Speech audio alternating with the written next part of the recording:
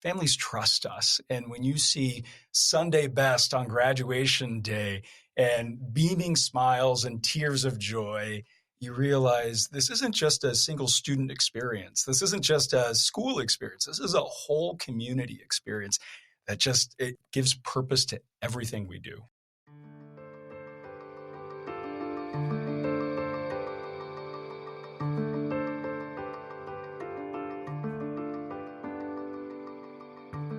Hi, I'm Jeff Holden.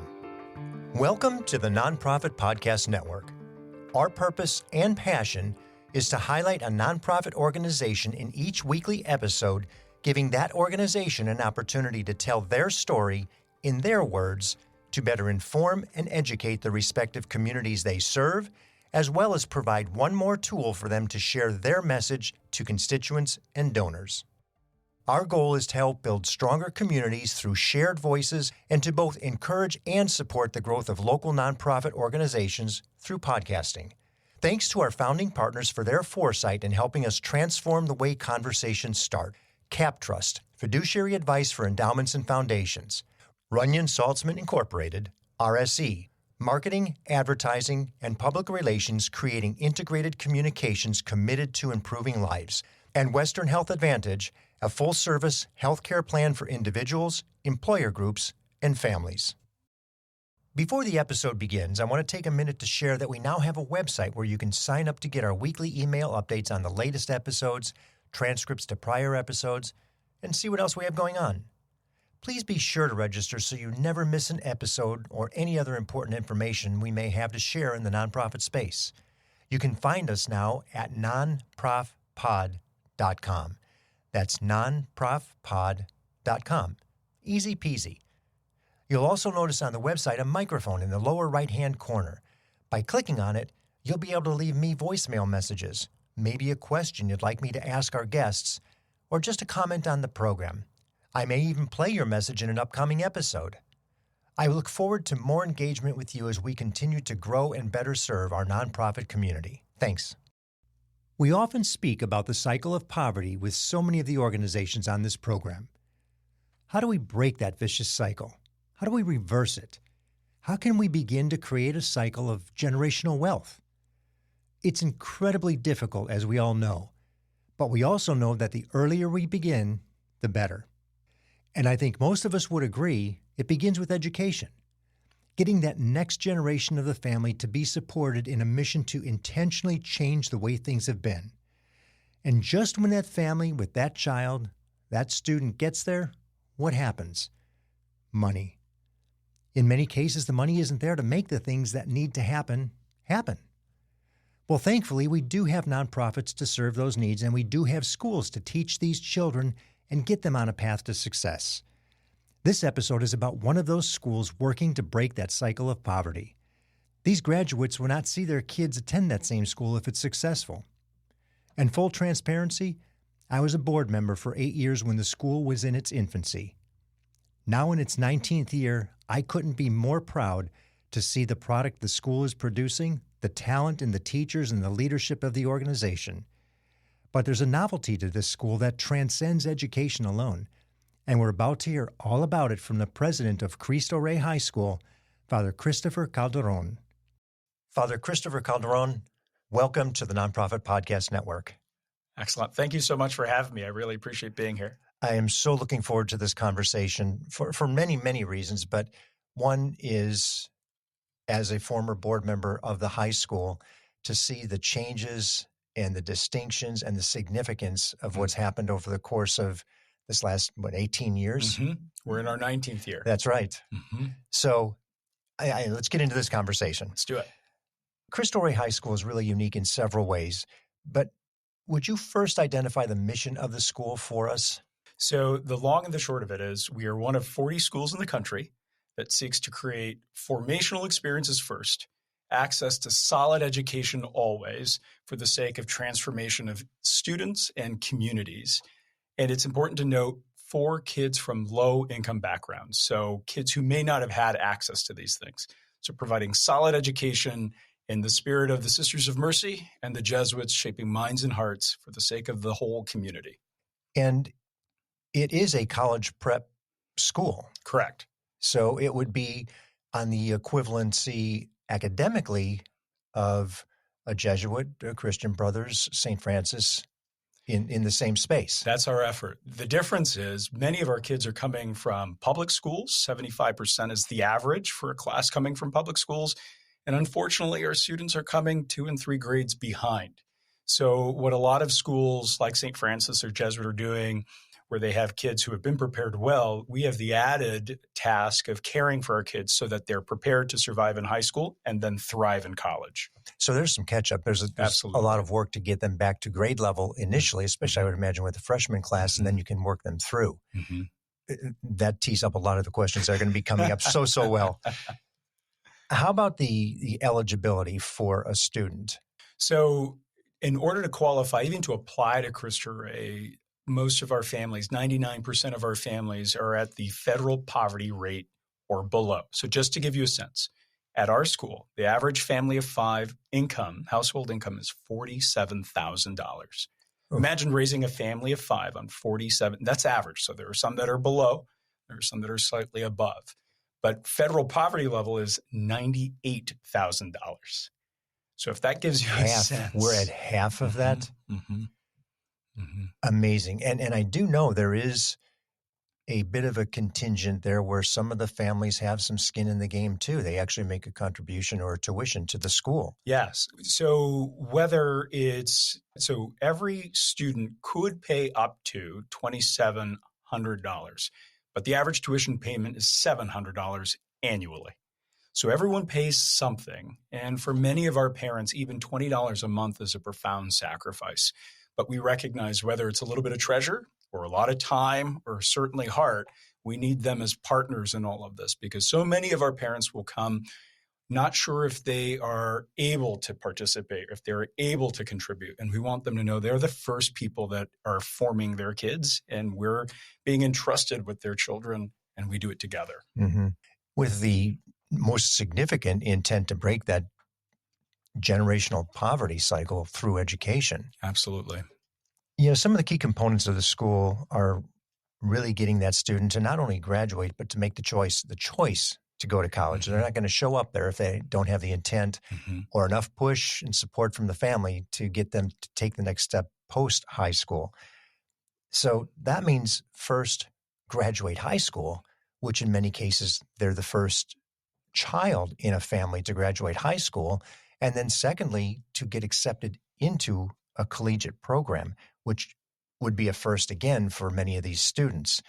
What percentage of the students actually graduate at the high school level? Say they go through their 4 years and they get out of Cristo Rey. Certainly. So Jeff, I think what's important, let's look at some numbers. So if you look at our average over the last 5 years, from freshman year to senior year, we have a retention rate of about 80%. Now, I could go into COVID and explain why all that has impacted that number and making it 80%, but 80% make it. From senior year, day 1 to graduation, we have averaged about 98% of our students receiving at least one 4-year college acceptance. Wow. Last year, we averaged 4-year college acceptances. And of our 66 seniors, we had over 240 4-year college acceptances. And what I love is, just to bring it back to the present, just last week, my college counselor came up to us and said, "Father, I want to present you to Ximena, one of our seniors." And she had good news. What's the good news? "I just got into William Jessup." And he said, "This is the first college acceptance of this year." And then I asked her, "So how are you feeling?" She's like, "No one in my family has ever gotten into college." And to be able to celebrate those moments and those victories, and I have no doubt we're early in the game. She'll have more. But that's a part of the secret sauce of Cristo Rey, just to have that opportunity for the student to know, because they're loved, they're supported, because we've given them the skills and talents to thrive and ask for help when they need it, to recognize they're part of a community, that college and so many other things are possible in their life. Yeah, that's amazing to think that so many of these students, for the first time ever in a family, for the family to see the student get that acceptance. I know that comes with some other consequences at some point too, but When you look at that and are able to see, I remember attending a lot of the graduations early on. It's emotional. It's emotional for anybody from the outside. These aren't my kids, yet they felt like they were, because you saw them go through the process and to actually graduate and to see the families and just the thrill and the joy and the excitement of the families to say that their child, their student made it through. Absolutely. Where they never, ever, got halfway. And for many of our families, our kids are the first not only to receive a college acceptance, they're the first to graduate from college. And if our students aren't the first, it is likely because their older brother or sister went through our school. Mm-hmm. And it speaks to the trust that we've established in the community. It speaks to the mission of who we are. Families trust us. And when you see Sunday best on graduation day and beaming smiles and tears of joy, you realize this isn't just a single student experience. This isn't just a school experience. This is a whole community experience that just it gives purpose to everything we do. And the kids themselves, the bond of those students over the course of those 4 years, some kicking and screaming coming in. Yes. Because parental push got them there to that graduation, the date of graduation, how they all went through it together. And they all had their own challenges and their successes. It really is emotional. It's very different than what I'll say, a traditional or familiar high school experience. And just if you were to look at the basic numbers of it all. So average high school, public high school in town is well over 2,000 students. The average Catholic high school, traditional high school in town is around 1,000, depending. St. Francis a little smaller, Christian Brothers a little bigger, Jesuits right there. We this year are just over 350. And the goal is to have 100 students each class. And we've been building back up to that goal with great success. But even at 400 students, if we were to hit that goal, or at 350 something today, our kids are known and they know each other. They know each other. Exactly. Yes. Well, you talk about a graduating class last year of 66. Correct. I can remember 66 names. You get to 100, I start to push it a little bit. Right. And age has done a funny thing with my memory. But nonetheless, that's a familiarity with every single student by name. And the students know each other. The students know the staff and faculty, and the faculty staff know them. And depending on the families, if they're the second or third or fourth or fifth kid from a single family to come through us, you become a part of their families also. And you see mom come back to enroll the youngest, and you've missed them, you know them. And so the tradition continues of relationship building. And that's part of the success too. And there's an irony in the alumni, so to speak, of the school. The expectation is your children will not be coming to Cristo Rey. Correct. Because you will have broken that cycle of poverty. Yeah, and Jeff, without fail, every now and then a senior, every year that I've been at the school will say, I've loved my experience. I can't wait to send my kids here. And I have to explain to them why we hope that doesn't happen. Yeah. Because they've succeeded in college, because they found the career that gives them life and purpose, because they've moved their family out of poverty, not just for the sake of a bank account, but for the sake of dignity and justice. And so that, they'll be connected as alumni, maybe supporting our mission in a variety of ways. They better have the contribution side of it. Yes. But their children won't go I jokingly tell them, I need you to go make millions because I one day will ask you for them. Yes. That's perfect. Yeah. There's your solution right there. Absolutely. On the college side of things, I want to give you a chance to brag just a little bit. But before we get there, a lot of the students do go to our local community colleges and to Sac State. If I'm not mistaken, in the four-year colleges in the area, Sac State gets the majority of our students, maybe 20 of that 66-ish. Sure. So I'll back up just a little bit. So for the previous class, the class of 23, 67% enrolled in a 4-year and 14% enrolled in a 2-year. And then 19%, that remaining 19% combination of the armed services, trade school, and some elected not, even though they had the acceptance not to attend. Sac State is, without a doubt, continues to be the place where most of our kids go. And sometimes that's the best fit, but sometimes that's where they go because they feel they still need to be present to their family, either because of the relationship alone or the relationship and the financial needs that the family has. So I need to stay local to work and support, or I need to help my family save some money. So I'm not going to go to Notre Dame. I'm not going to go to Georgetown. I'm not going to go to Villanova. I'm naming schools where our kids get in. And it's a tension as we try to convince parents, you're not losing your child if they go across the country. Your child will be okay. There is support there. And so this year, we are making a concerted effort to bring in alums who have gone abroad, or gone out of state, I should say, to talk to parents, to parents who have had their kids go out of state. My own mother, I grew up in LA in a situation not unlike our students, and she had a hard time with me going to school in San Francisco. I've brought her in to talk to parents. See, I know what I'm speaking from the heart is the point of it all. And so the hope is that our parents trust that this is an opportunity for everyone. And in a sense, it's working, because in a few weeks, I have a student that's the College of the Holy Cross in Worcester, Mass, invited a couple of our students for their overnight program to tour the campus. Georgetown over the summer invited one of our students to participate in a 3-week trial program. And then in a couple, I think actually it might be Tuesday of next week, has an interview with an alumni rep. And so whether it's our students learning about all the opportunities beyond Sacramento, or the students that are wanting help to convince their parents, these are all part of the conversation, because opportunities are out there. And we want, Sac State is a great school for many of our kids, but we don't want our kids to sell themselves short if there's something else that might give them life.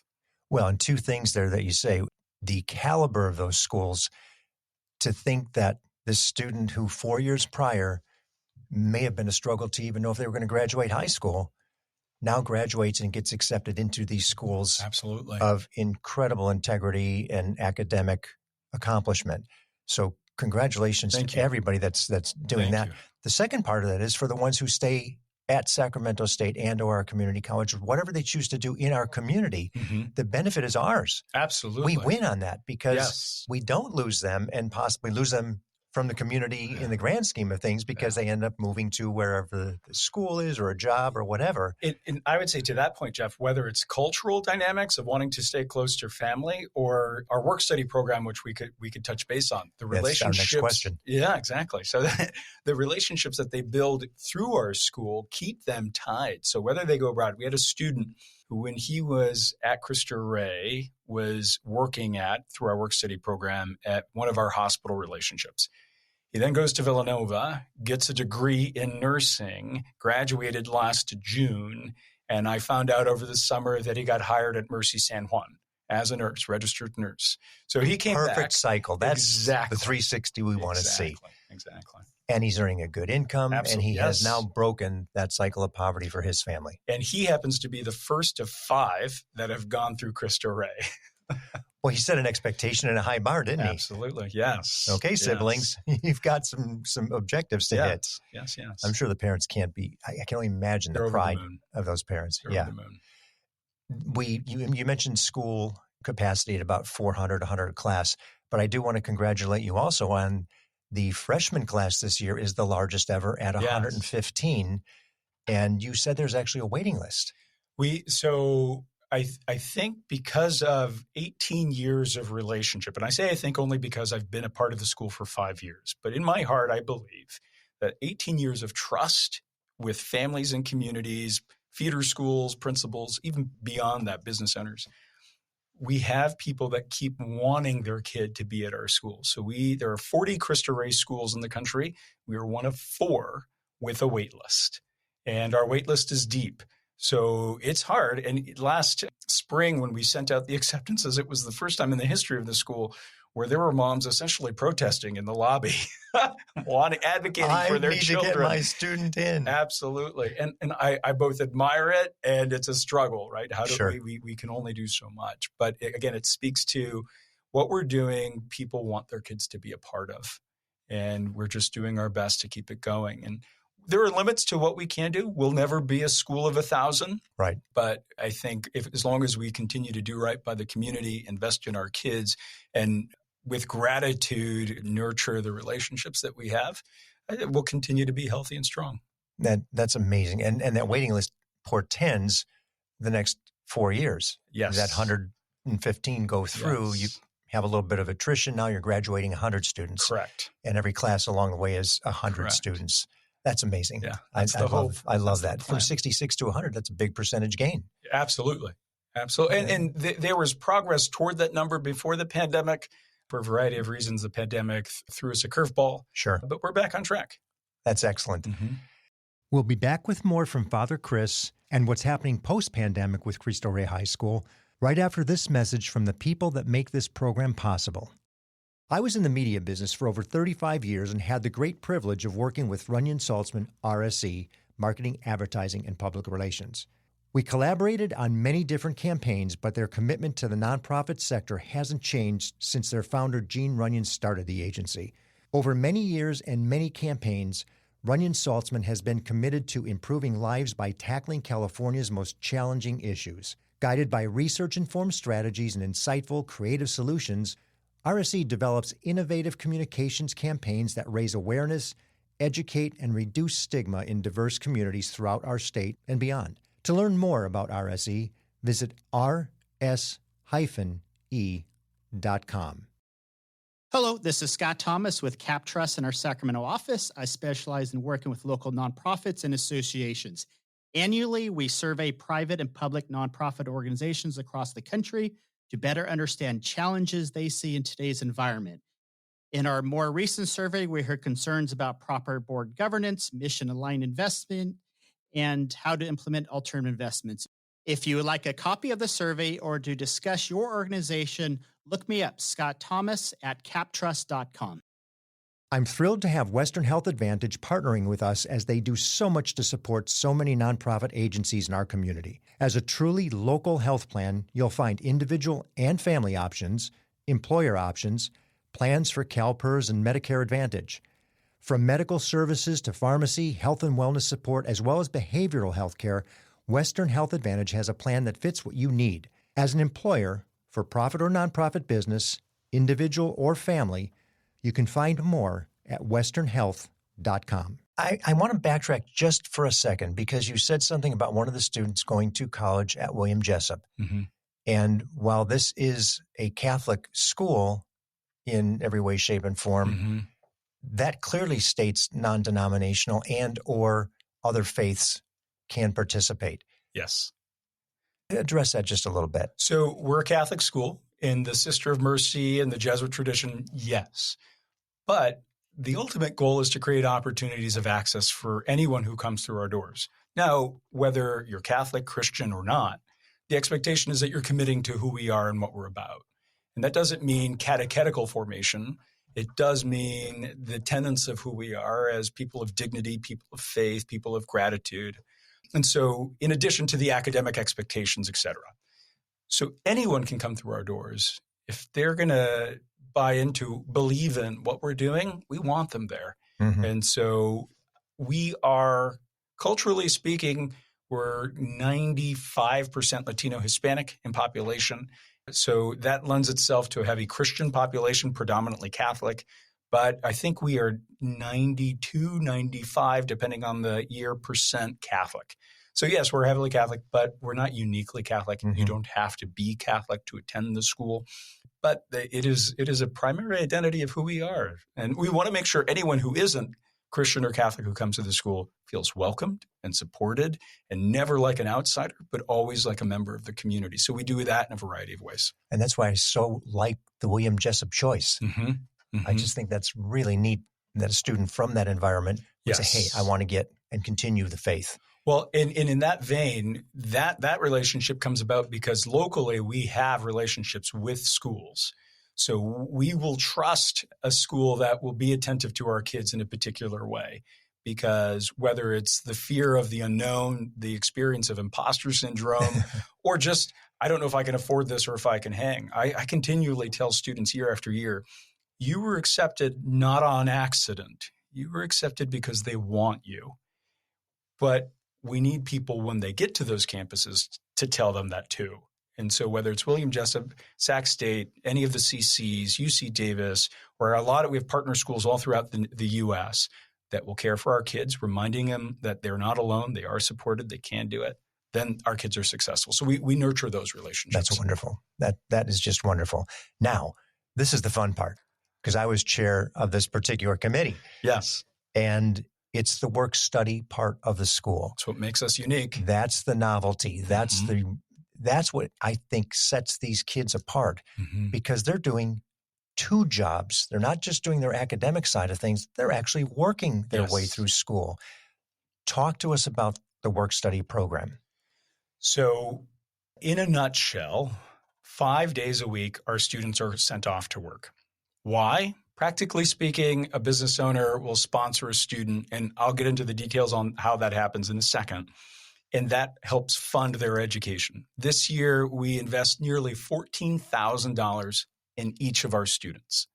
If you go back to my numbers about what average tuition payment is, tuition makes up 2% of our budget.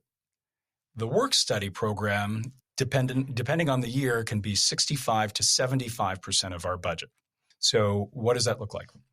We have relationships with professional offices all throughout Sacramento, whether it's Sutter or Mercy Health, whether it's Pacific Coast or CVC, whether it's agencies like the Yokedihi tribe, who supports, I think, over 16 of our students in nonprofits.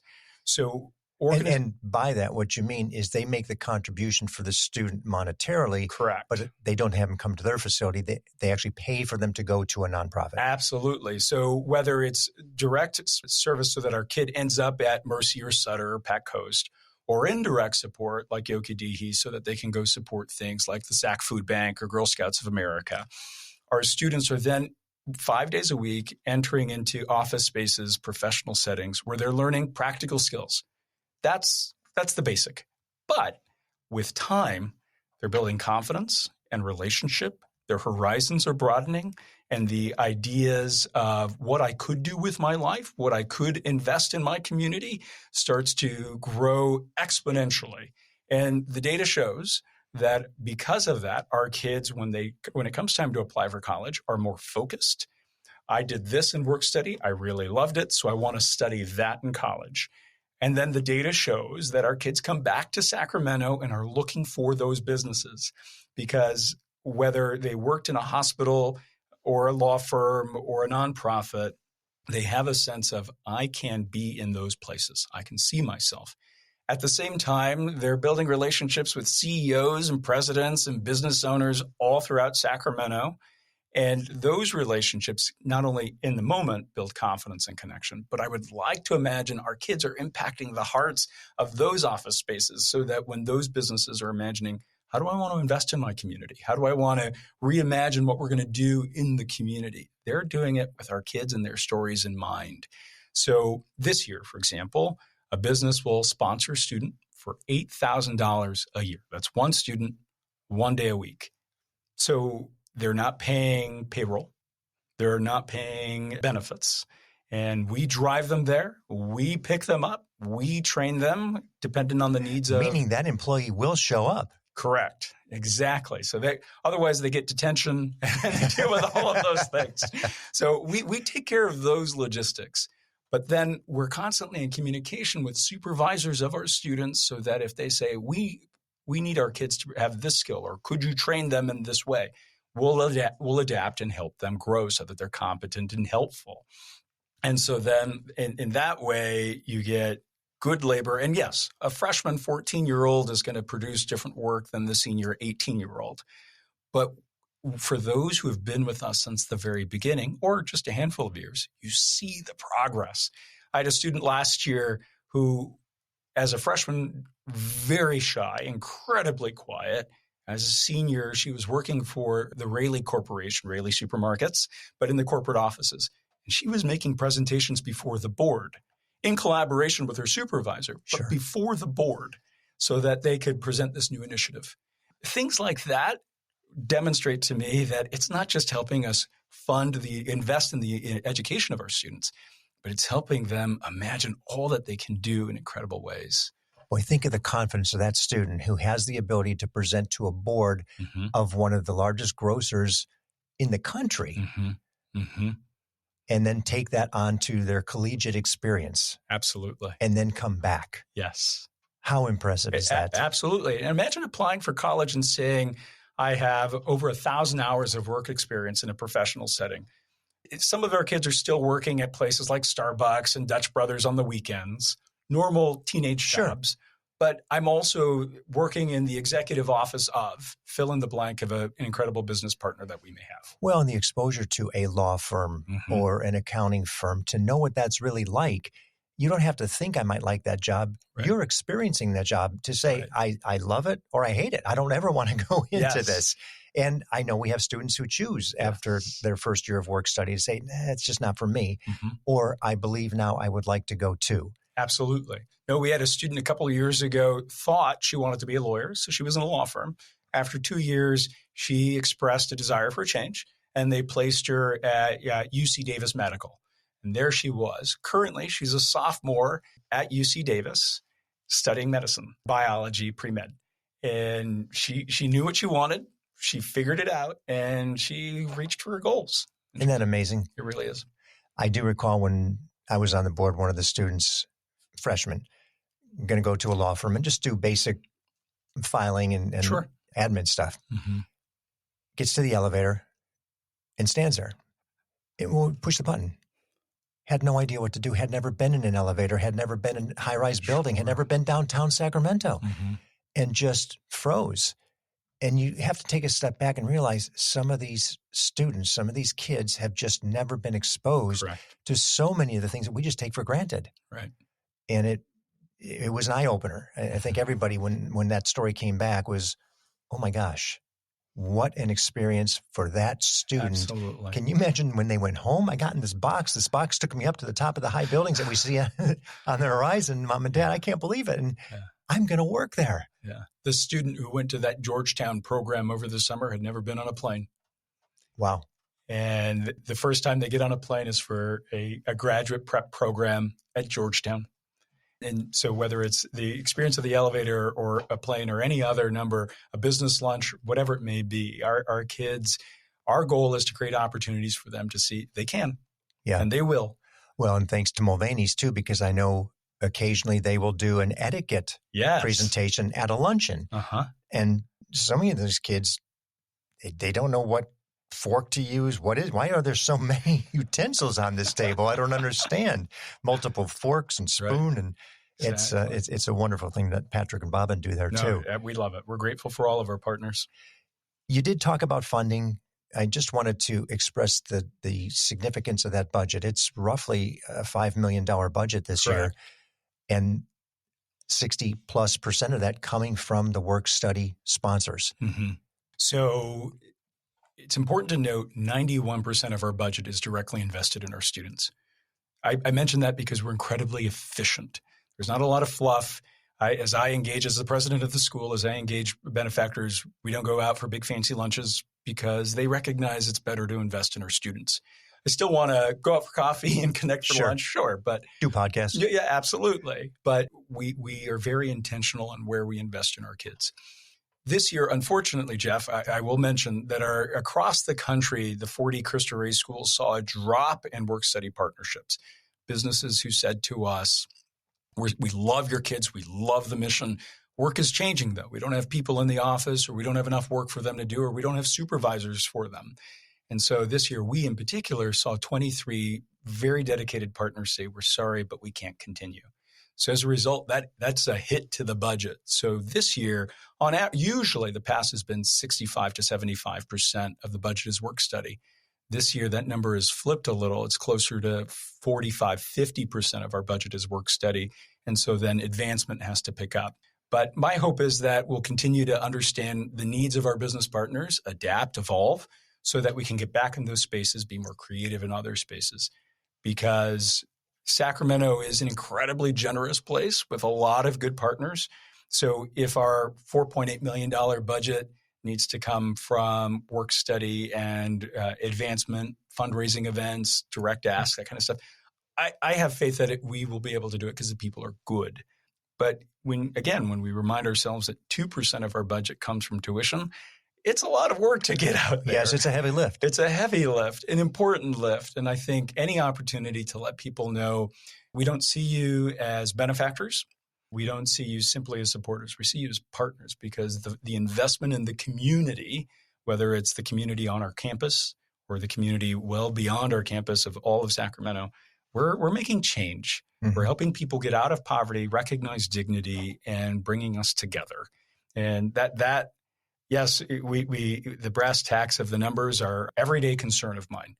But I know that when we share our mission and what we're about, people will help us. And so I'm always looking for new job partners.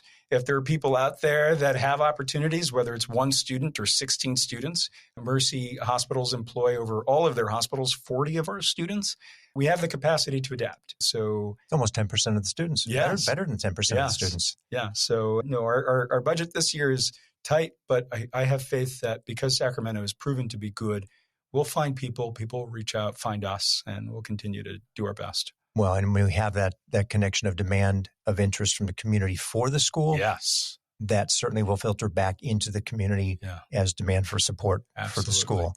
And I will share something, because we do this nonprofit podcast network, I'm talking to nonprofits all the time. Mm-hmm. I happened to be at River City Food Bank a couple of weeks ago, and what do I see? I see a student standing there with the shirt, and I go up and talk to him. I think he was frightened. Why is this guy talking to me? And I said, you have to go tell Father Chris you ran into Jeff Holden and blah, blah, blah. And he just shaking his head and staring at me. He was a junior. Uh-huh. And then just yesterday, I was at Sacramento Children's Home, who also has one of our students. Mm-hmm. And it amazes me to think that just randomly, you walk out, you will see a Cristo Rey student at that law firm, and maybe your law firm, at your accounting firm. Yes. Maybe your accounting firm, at the nonprofit that you support. Right. There's a student there. So that proliferation of students and impact in the community exposes itself to others who might have an interest in giving and supporting the school. Yes. No, it's one of the many gifts of our school. With respect to all the other high schools in town, I think we're the only high school that has the impact on Sacramento the way we do, because we're building connections. So if you see our Cristo Rey Saints dressed in purple, say hi to them, get to know them. They'll tell you how good our mission is. So bouncing off of that funding question, if money were no object, this is the fun part of the conversation. Money's no object. What would the school look like? So one thing we've discovered over the last so many years is our kids are coming to us with a lot of needs, academic support. I'd love to quadruple our academic support. And that's staff, that's resources, that's time, that's space. I'd love, so we are rock stars in the realm of, we're Division 7 school, a Division 7 soccer, constantly state champions. And a few years back, the community came together and we built a field that is a point of pride. We welcome people, we compete hard, we represent our school well. And it's a lit field on top of it. It's a lit field. And when it was built, it was arguably the best field in town. It was a few years back, but I still think we're pretty good. But I look at, so our kids, they come from limited resources. We don't have a lot. But if money was no object, we need another space where they could play basketball and soccer, or rather basketball and volleyball. Because right now where we play, we're really grateful to St. Francis High School, but we use an auxiliary space of theirs. And it's not ours. It's different bringing people into your own home. It's different when you know that you can have a space that's yours and take care of. And that's not just for the sake of having, for instance, a basketball court, but that's because our kids deserve spaces too. Our kids deserve to have places where they can grow and build team dynamics and relationships and be proud of the school that they're attending, representing us. I'd love right now, for the first time in this history of the school, our faculty are at 85% of the SAC Unified Pay Scale. That's the highest it's ever been. It still needs to be better. Our faculty work day in, day out, loving and serving our kids. And I want them to know, well beyond salaries, certainly, that we care and appreciate what they're doing. But the salaries are how they support themselves and their families. So if I could increase that for the sake of professional development, for the sake of classroom resources, those kinds of things. And if you've ever been to our campus, we're an old buzz box. There are 2 buildings on campus. We own the land, we own the buildings by the grace of God and the generosity of many, but we only occupy 1 building. Mm-hmm. The second building is a shell of a building that it's a dream staring at us every day. If money was no object, that building would be more classrooms, more office spaces, places for counseling, meetings, places where parents can come and gather. That basketball court that could also serve as a giant meeting place for school dances and opportunities to bring the community together so we can say thank you. So that second building is the big dream. That's what I think might be on the horizon, but it's still a dream. Oh, not everybody even has that capacity. You've got it. You get to look at it at least. Yes. It's every day that dream is in front of you. Absolutely. So, and most of the times it's a carrot, but sometimes it's staring at me in the face. Not to mention it does need to be maintained at least minimally, so you don't want it to go into disrepair.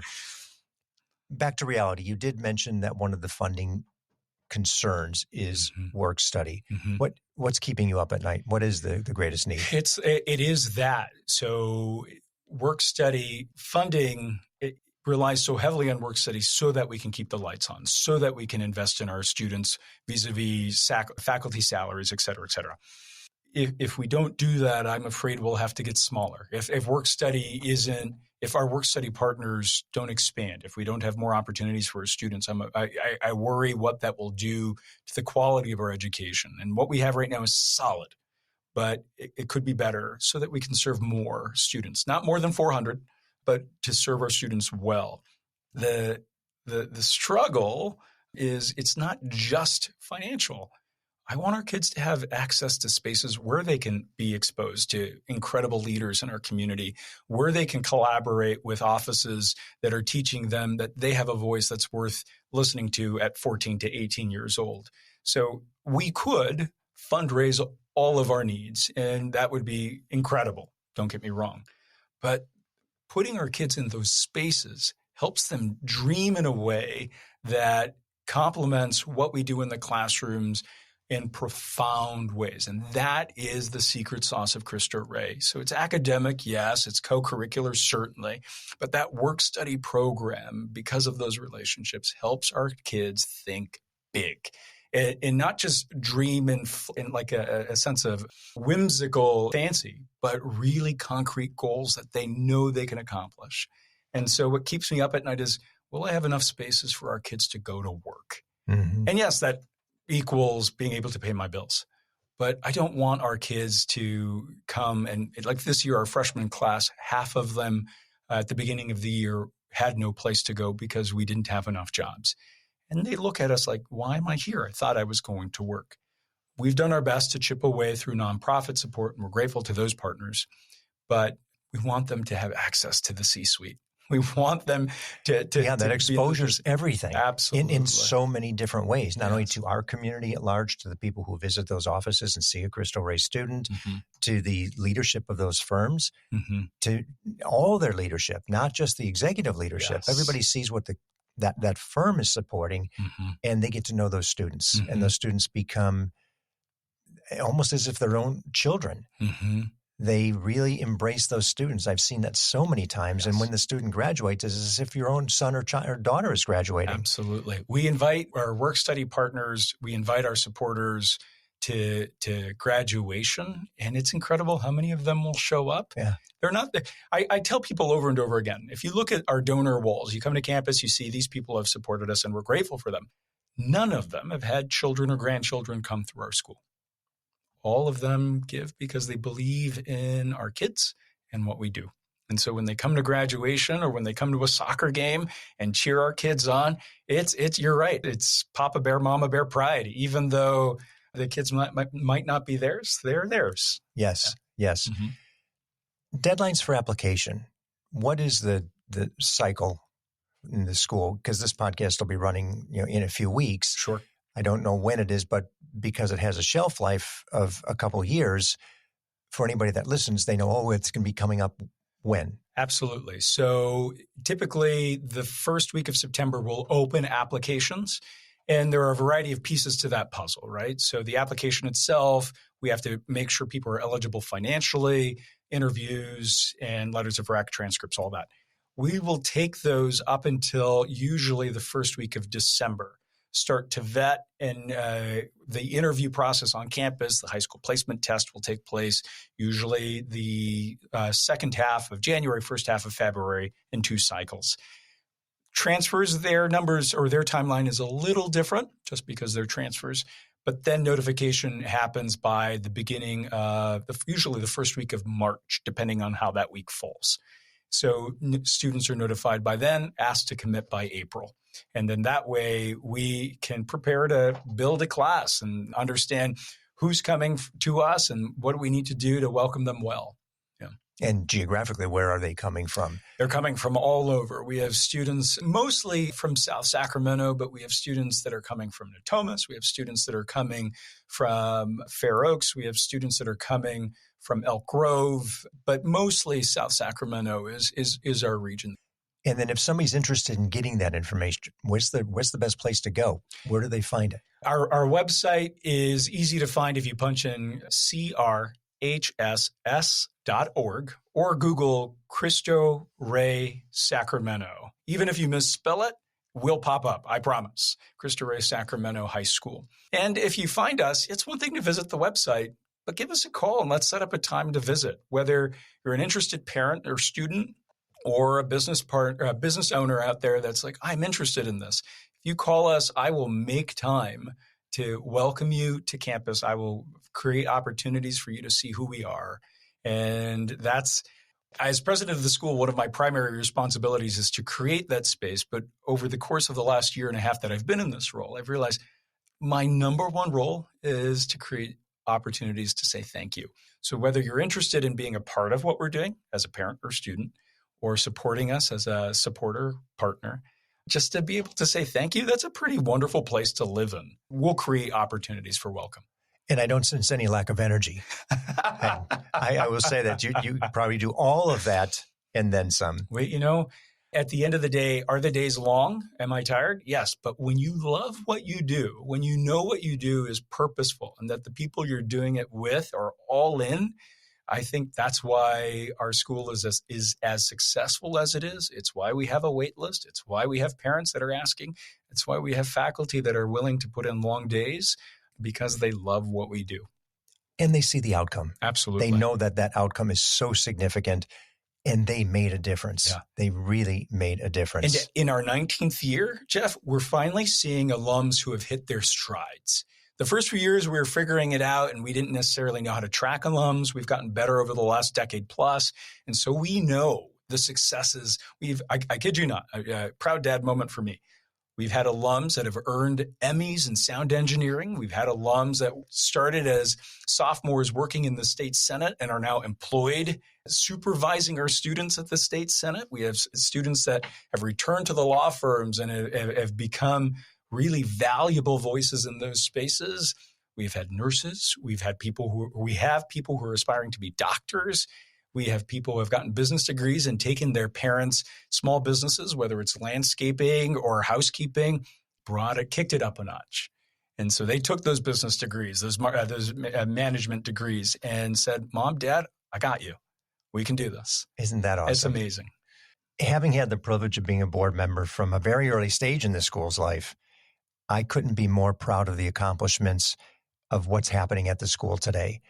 And knowing some of the struggles we had early on, whether we were even going to make it, to see now that not only is it solvent, it's solid, it's thriving, it's in its own environment, that's paid for, that there's not that threat of, oh my gosh, we don't have a place. Right. Just all of those things, the recipe for success that the school has set up, the changes in the community that it's provided, the students that we see day in and day out, either as high school students and or now college students and or graduates, as you were just mentioning, is so, so neat. And, what a blessing to be able to have been a part of it for me, but what a blessing to the community to be able to have something like a Cristo Rey School, because there's only 40 in the country. Right. It's not like they're all over the place. And for Sacramento, kudos to Sacramento to say, hey, we figured it out. We've got your back. We've supported this school. We're making it continue. And we're making that statement of breaking that cycle of poverty. So for you and for the entire team at Cristo Rey, thank you so much for what you do for the benefit of the students, the families, and our community. Thank you, Jeff. It takes a village, and the village of Sacramento is ours, and the success is ours. And so I'm grateful for all the opportunities to say thank you. And so whether it's on this podcast or any other space, we could not do it without the support of many. And again, it's why we are who we are. Well, thank you, Father Chris. Thank you. Thank you for listening to the Nonprofit Podcast Network. I hope you enjoyed the episode. If what you heard moved you, please reach out to that organization and do what you can to help. If you like and appreciate what we're doing to support local nonprofits, please give us a positive review, subscribe, and share. If you're a nonprofit with an interest in participating in an episode, you can reach me at jeff@hearmenowstudio.com. If you have a need for the services or products our sponsors offer, please reach out to them. CapTrust, fiduciary advice for endowments and foundations, Runyon Saltzman Incorporated, RSE, marketing, advertising, and public relations creating integrated communications committed to improving lives, and Western Health Advantage, a full-service healthcare plan for individuals, employer groups, and families. The Nonprofit Podcast Network is a production of, is recorded at, and edited by Hear Me Now Studio.